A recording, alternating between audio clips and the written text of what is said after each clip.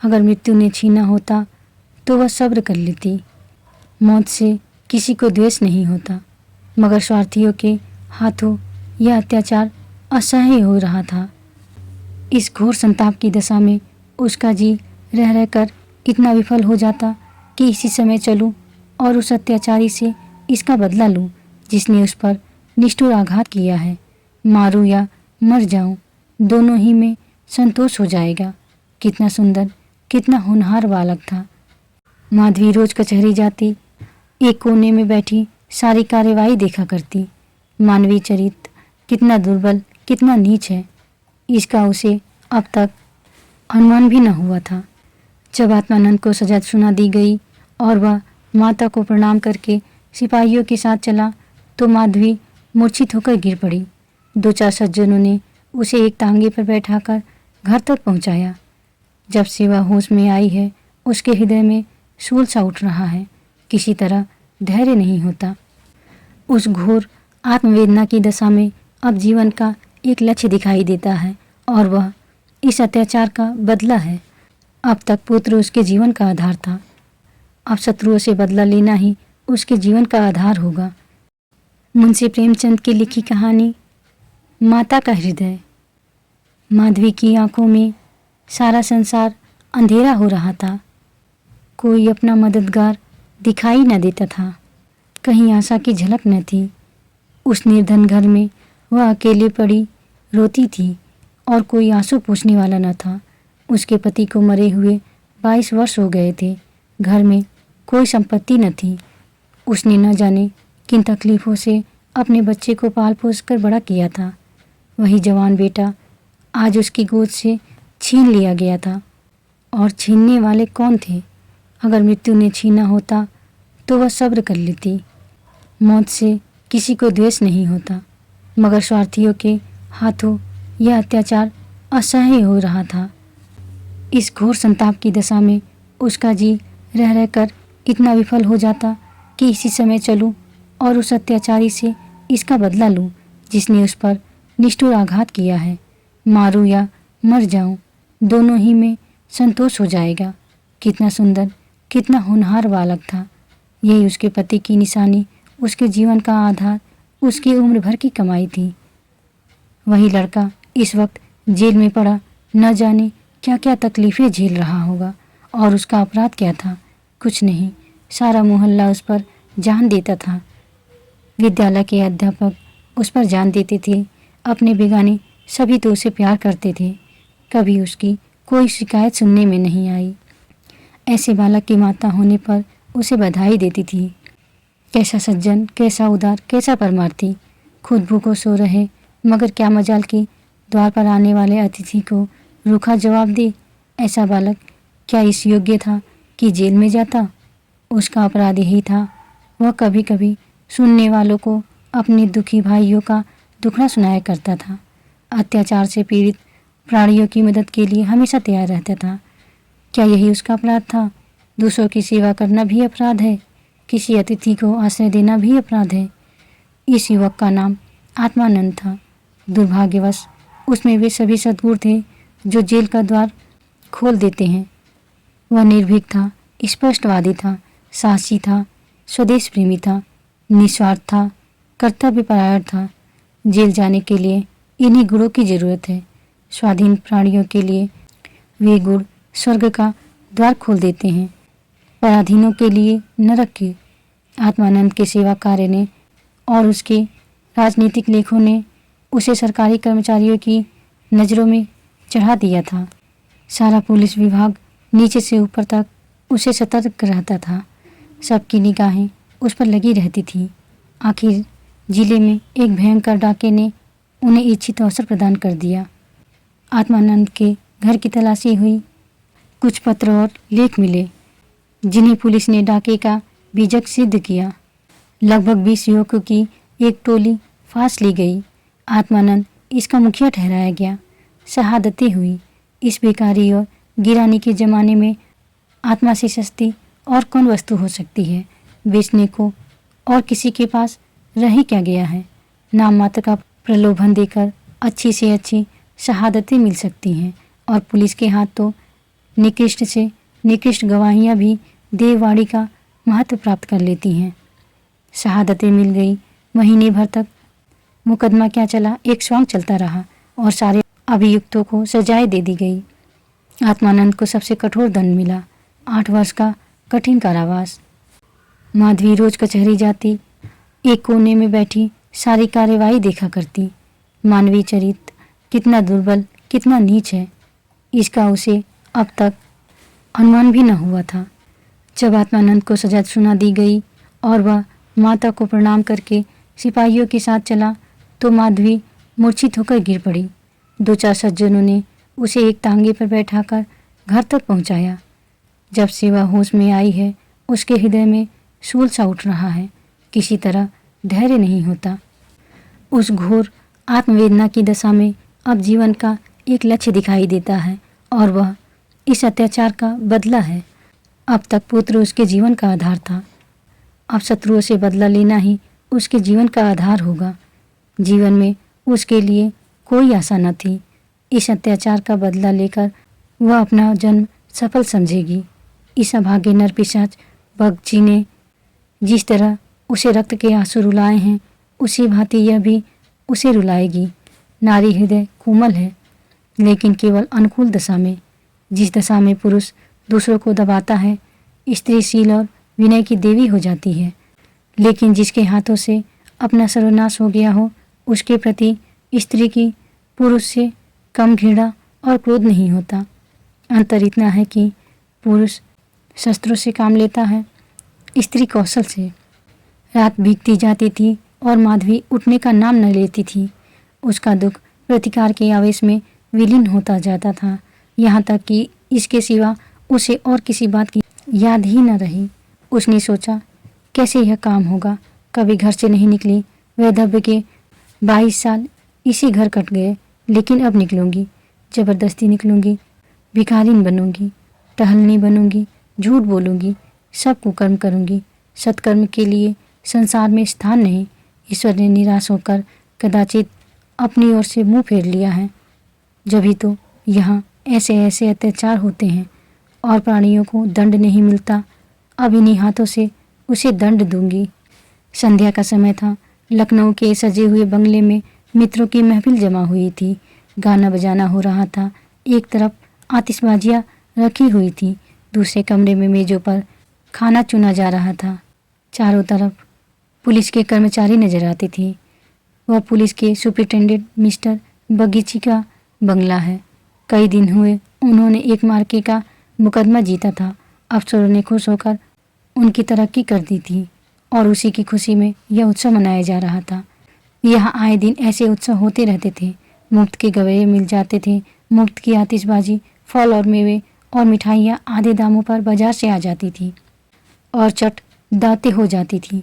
दूसरों के जहाँ 100 लगते, वहाँ इनका 10 से काम चल जाता था।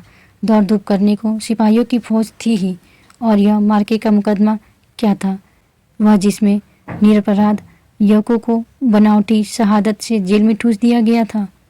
गाना समाप्त होने पर लोग भोजन करने बैठे।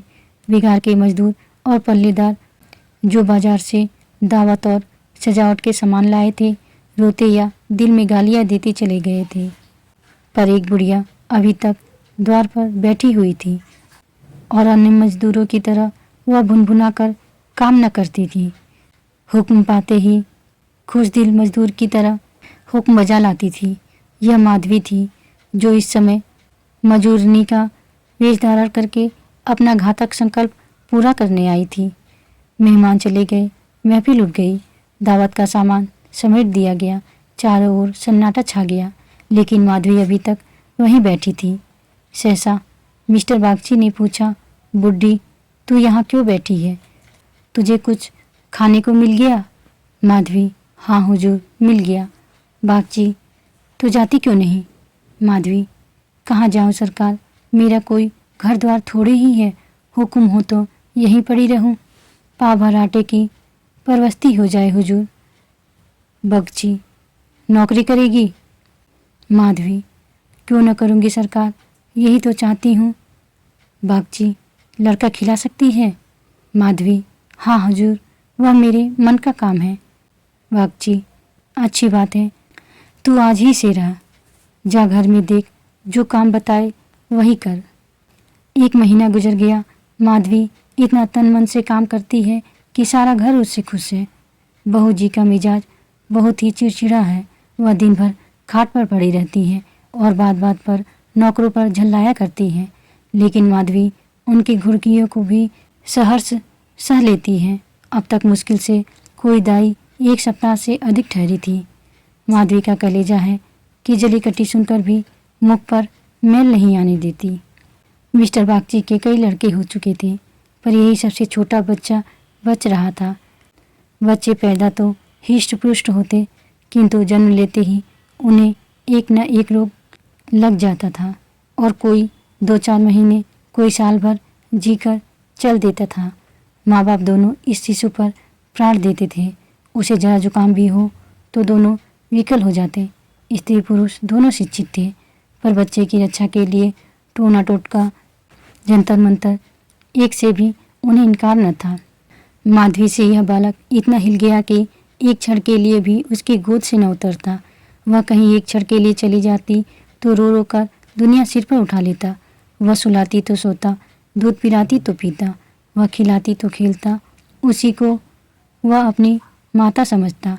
माधवी के सिवा उसके लिए संसार में कोई अपना न था। बाप को तो वह दिन भर में केवल 2 बार देखता और समझता यह कोई परदेसी आदमी है।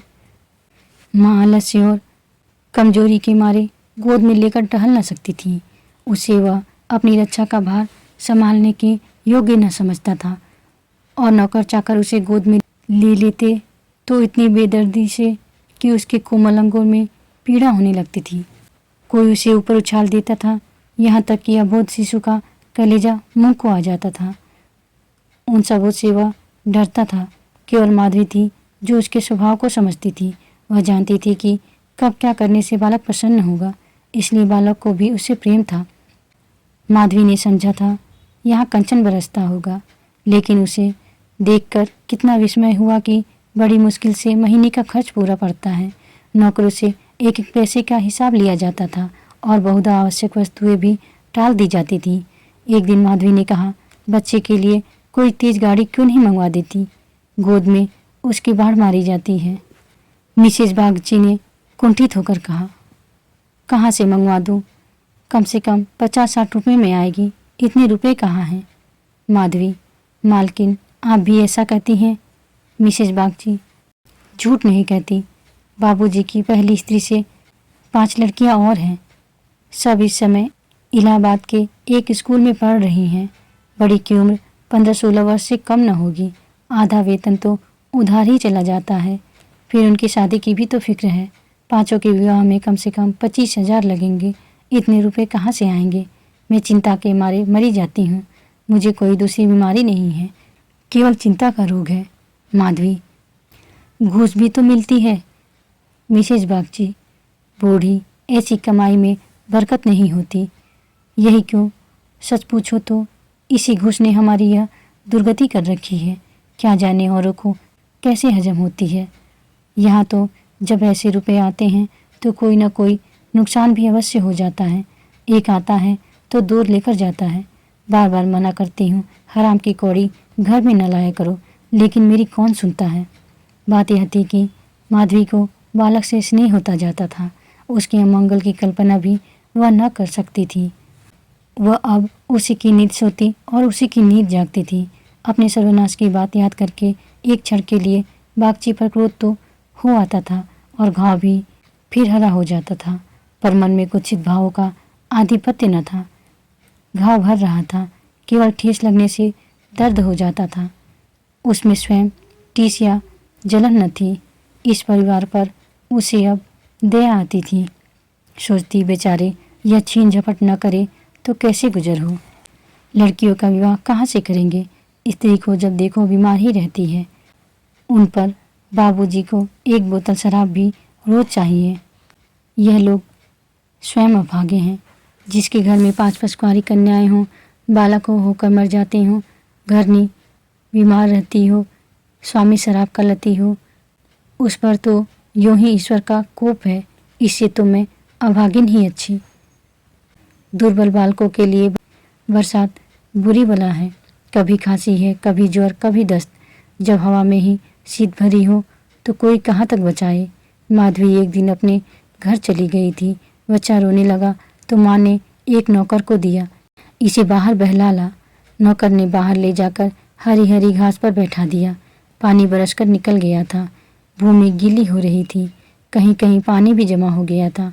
बालक को पानी में छपक के लगाने से ज़्यादा प्यारा और कौन खेल हो सकता है। खूब प्रेम से उमंग उमंग कर पानी में लौटने लगा। नौकर बैठा और आदमियों के साथ गपशप करता घंटों गुजर गए। बच्चे ने खूब सर्दी खाई। घर आया तो उसकी नाक बह रही थी।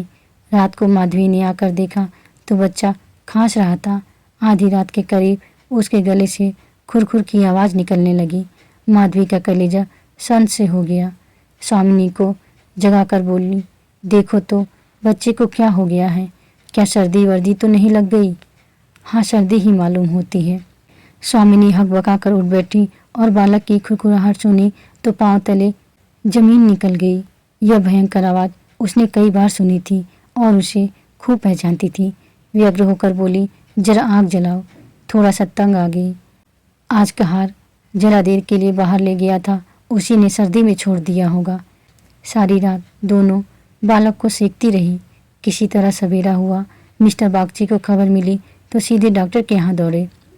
खैरियत इतनी थी कि जल्द एहतियात की गई। 3 दिन में अच्छा हो गया, लेकिन इतना दुर्बल हो गया था कि उसे देखकर डर लगता था। सच पूछो तो माधवी की तपस्या ने बालक को बचाया। माता पिता सो जाते, किंतु माधवी की आंखों में नींद न थी। खाना पीना तक भूल गई। देवताओं की मनौतियाँ करती थी, बच्चे की बलाएं लेती थी। बिल्कुल पागल हो गई थी। यह वही माधवी है जो अपने सर्वनाश का बदला लेने आई थी। अपकार की जगह उपकार कर रही थी। विष पिलाने आई थी, सुधा पिला रही थी। मनुष्य में देवता कितना प्रबल है। प्रातःकाल का समय था। मिस्टर बागची शिशु के झूले के पास बैठे हुए थे। स्त्री के सिर में पीड़ा हो रही थी, वहीं चारपाई पर लेटी हुई थी और माधवी समीप बैठी बच्चे के लिए दूध गर्म कर रही थी।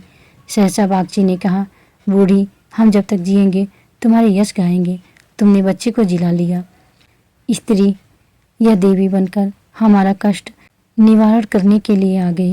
यह न होती तो न जाने क्या होता। बूढ़ी, तुमसे मेरी एक विनती है। यूं तो मरना जीना प्रारब्ध के हाथ है, लेकिन अपना अपना पौरा भी बड़ी चीज़ है। मैं अभागिनी हूँ। अब कि तुम्हारे ही पुण्य प्रताप से बच्चा संभल गया, मुझे डर लग रहा है कि ईश्वर इसे हमारे हाथ से छीन न ले। सच कहती हूँ बूढ़ी, मुझे इसको गोद में लेते ही डर लगता है। इसे तुम आज से अपना बच्चा समझो। तुम्हारा होकर शायद बच जाए। हम अभागे हैं, हमारा होकर इस पर नित्य कोई न कोई संकट आता रहेगा। आज से तुम इसकी माता हो जाओ। तुम इसे अपने घर ले जाओ, जहाँ चाहें ले जाओ। तुम्हारी गोद में दे मुझे, फिर कोई चिंता न रहेगी। वास्तव में तुम इसकी माता हो, मैं तो राक्षसी हूँ। माधवी, बहू जी, भगवान सब कुशल करेंगे। क्यों जी इतना छोटा करती हो? मिस्टर बागची, नहीं नहीं बूढ़ी माता, इसमें कोई हर्ज नहीं है। मैं मस्तिष्क से तो इन बातों को ढकोसला ही समझता हूँ, लेकिन हृदय से इन्हें दूर नहीं कर सकता। मुझे स्वयं मेरी माताजी ने एक धोबी के हाथ बेच दिया था। मेरे 3 भाई मर चुके थे। मैं जो बच गया तो माँ बाप ने समझा बेचने से ही इसकी जान बच गई। तुम इस शिशु को पालो पोसो, इसे अपना पुत्र समझो। खर्च हम बराबर देते रहेंगे, इसकी कोई चिंता मत करना।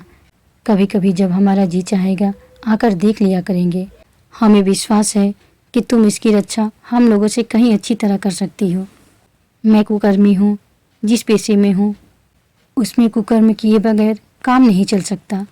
झूठी शहादतें बनानी ही पड़ती हैं, निरपराधों को फंसाना ही पड़ता है।